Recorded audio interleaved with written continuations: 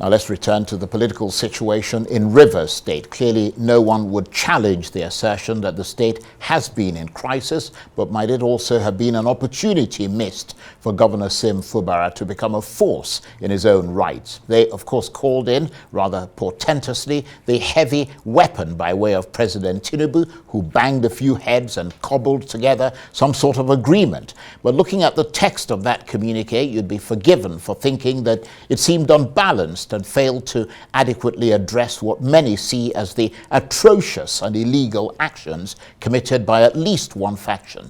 And some critics have gone even further, saying that it overwhelmingly favors Minister Nyesom Wike and his group. So if it is a one-sided text, could that sooner or later potentially undermine the president's peace initiative? Or does adopting this resolution send a clear message that a political solution, no matter how patchy, is the best way to prevent the crisis from degenerating any further? Well, for more on this, I'm joined now in the studio by the political analyst and executive director of Development Specs Academy, Professor Okey Ikechukwu, who is a member of the editorial board of This Day newspaper and is also a professor of strategic management and human capital development. Thank you very much indeed for coming in. And let me indulge you for a couple more seconds because I want you to get your reaction to this, which suggests that the crisis isn't over, certainly not for the defecting lawmakers, because we saw a statement from the PDP this evening, the party they defected from, saying that having vacated and lost their seats, the only option available to them if they wish to return to the State House of Assembly is to seek fresh nomination and re-election on the platform of any political party of their choice. The statement said it was deception and false hope if they thought they can return to the Assembly without a fresh election, or that INEC can be stopped from conducting new elections where vacancies have occurred as a result of their defection. Your thoughts on that and the fact that this crisis seems destined to rumble on? Well, first on the matter of, note the two expressions used by the PDP. They vacated and lost their seats. So the element of vacating implies voluntary action. The one of losing draws attention to the legal implication of voluntarily giving up your seat. And the reaction of the PDP within the law is what it should be. It's only reminding Rivers people and the lawmakers themselves that, well, with these steps you've taken, these are the consequences. But again, you could also see a bit of vendetta there. Okay, fine, since you choose to keep hopping up and down, now you're out. Already the PDP sees itself not quite as the owner of Rivers State. So it can afford if you like, a bit of, is it filibustering now? But a bit of mischief that, look, okay, throw them out there. We might win back some of these, but these guys are renegades. Let's not be nice to them. So that's the reaction of the PDP is understandable, and it will further complicate matters for those who are hoping, for instance, that the lawmakers can now come back. If you are coming back, assuming they cobble up some kind of political agreement or solution and they are coming back, the position of the PDP and the fact that the PDP has also already contacted INEC on the matter further complicates it. I imagine that somebody will quickly go to court to remind everybody that these guys are no longer members of the party. I also expect that somebody will go to court to challenge this communique or agreement or whatever it is that has been signed. I also imagine that somebody will go to court on the specific matter of the budget. So I expect a minimum of 8 court cases. So this will rumble on. Clearly. But let me take you up on that issue of the political party, the PDP, that you were talking about there. I mean, the fact that these guys, they've said to them, you know, you've vacated and you've lost. You're on your own, basically. I mean, is there any way, you have a lot of experience in these matters, is there any way that they can go to court? I mean, I don't know the details of what they did in the process of vacating their seats, whether they followed the letter of the law. In other words, whether they officially wrote to the party, the PDP, and said, we're no longer going to be members of this party and so on, and whether there is in that even if they did that. In that situation, whether there's a way they can legally wriggle out of it by saying, well, we didn't officially inform you. You heard something in the media, saw us waving flags, but we didn't actually relinquish our positions in the past. I understand. That's a possible escape route. Yeah. It's possible, but it will be challenging. It's a matter of fact that I'm not aware of any official communication. To that extent, this is hearsay. This is report in the media, and you cannot use media reports to take policy decisions. So if they say that, yes, there was that announcement, we do not deny we made the announcement. But suppose somebody comes and announces himself the President of the Federal Republic of Nigeria, publishes it across all media, digital and traditional, does that then mean he can walk to Asoro or can Tinubu vacate the seat for him? No. So to the extent that there's freedom of expression, provided no rights are violated, it could even be classified as a form of entertainment, mischievous if you like. So in law, there might be a challenge with that. But I suspect that for the PDP to take the position it has taken, there must be some clear basis for it. Either there's a document or there's something else some of us don't know that warrants it boldly writing INEC and take it that these guys are no longer part of our political family, and so they're out in the cold. Let there be a fresh election, etc. Now, if you put all of that together, what comes across is that what is being looked upon right now as a solution is actually the ingredient that will make what's in the pot to boil over. There's the clear perception and, if you like, indication of one-sidedness, offensively so, from the angle of power politics. There's also the likelihood that if the president has to be commended for trying to play the role a father will play in a setting like this. But you know, when a father is dealing with recalcitrant children, once they leave his presence, the siblings who support the others will say, brother, well, how did you agree to that? And that's what's already happening. Yeah. You could see the aide to Fubara. I think he spoke from, people say you speak from both sides of your mouth. I think he spoke from a third part of his mouth as well. On the one hand saying, no, we don't know anything about this. On another, already suggesting people are going to court. On the other, praising Mr. President. So he wasn't quite sure what to say. Yeah. He was caught in a quandary. But if I was in his position, there's no way I would have come on air to begin to speculate. Since he's my boss, I'm an aide of his, I would simply say that the communique is there. There might be details we are yet to understand. We can't take it on the face of it. But as it is, I have no comment other than I is there. And when I speak with my boss, I'll get a clearer picture. You know, so moving it all together, what the two parties are, Wike and Fubara. I suspect that Nyesom Wike is setting himself up for a grand fall. A grand fall? Super grand fall. Right. Head first.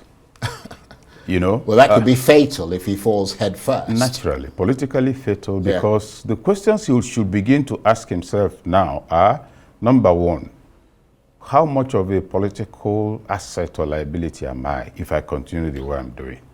Secondly, is there a time I'll have the kind of clout, resources, and leverage I had as governor, particularly before the elections?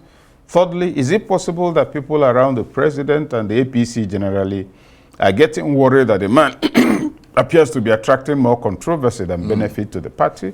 If you look at some of his decisions as a minister, good as they are, but like when you talk about what people have to now pay, somebody living in some far-flung place has to pay 30 million for, it suggests insensitivity, whereas he means well.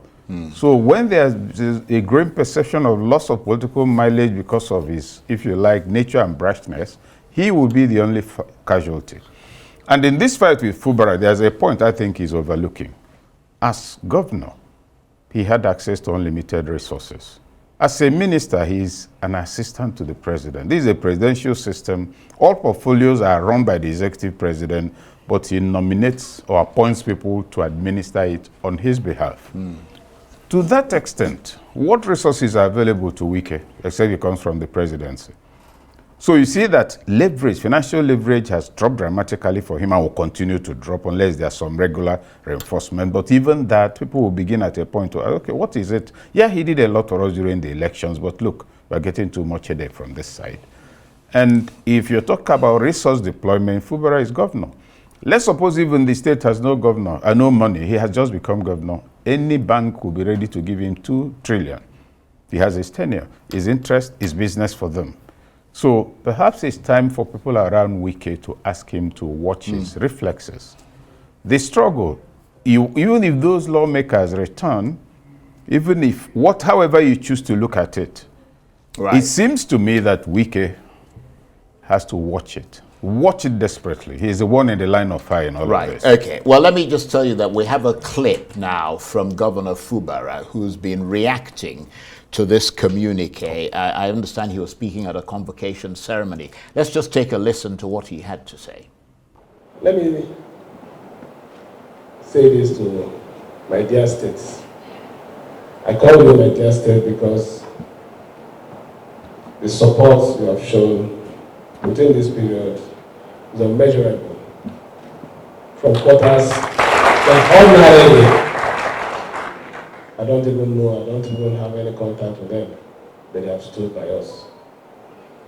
I want you to know that there is no amount that is too big to pay for peace. I'll continue to pay it. Thank you. That's Governor Fubara there. He's not saying that much, except reiterating what his ally said before. But, I mean, some people have suggested that it looks like Governor Fubara has been cowed again by Minister Wike, which is dangerous, isn't it? Well, dangerous and not likely to last. But I don't know whether it's Wike that cowed him or the allied, not even allied political forces. Right.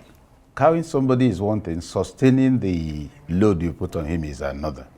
It's a very dangerous situation they have there. But do you think President Tinubu wading into this crisis, I mean, does he come out of it looking good, or are you concerned that he's glossed over the real issues here in his eagerness to be seen to have reconciled the factions? Well, the communique is signed in his name. The extent of his involvement, I do not know. But to the extent that he lends his name to it, to that extent can we say, yes, he's involved. Now, there are three concerns on my part here. The focus and emphasis in that document is power politics. You did me some good stuff. You left somebody in charge who is your protege. All of a sudden, he's growing wings. That's not the rule of engagement. A deviation from the rule of engagement. That's not the standard operating procedure in this matter, so let's call him to order. That's what it looks like. Whether that's what it is, I do not know.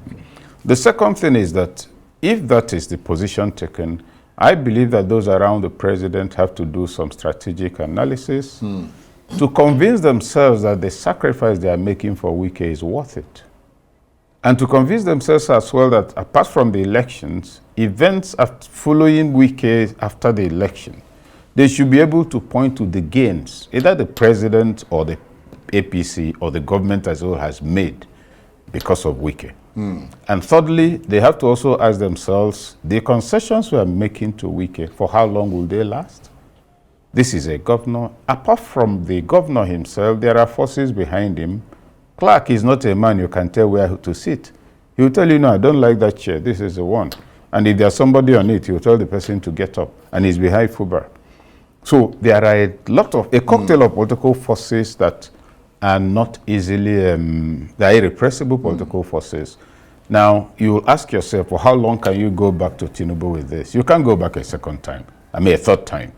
And that's where the real chewing of each other will begin. Well, some people believe that the only intervention, and some of them from those sort of the elders forum in Rivers State, respected elders, they believe that the only intervention that President Tinubu should have made would have been to call Mr. Wike to order.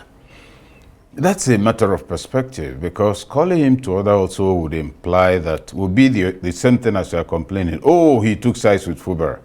I don't think that would have been the ideal thing. I think part of what he could have done would have been to outsource the headache. Yes. Oh, I'm not happy about this. Fubara and the people of River State are the ones suffering. Call the elders. That's what you call third-party outsourcing of mischief to get the result you want. Everything he wants to say could have been transmitted through some other people who will take responsibility. And so you convene the elders. Listen, as president, I'm glad to intervene. I'm the father of the nation. But at the same time, I'm the father of an extended family. This is not nuclear family. So Let me show respect to the kindreds. You have elders, call them. You tell the elders, look, I don't want to hear about this thing in public again. Go and sort it out.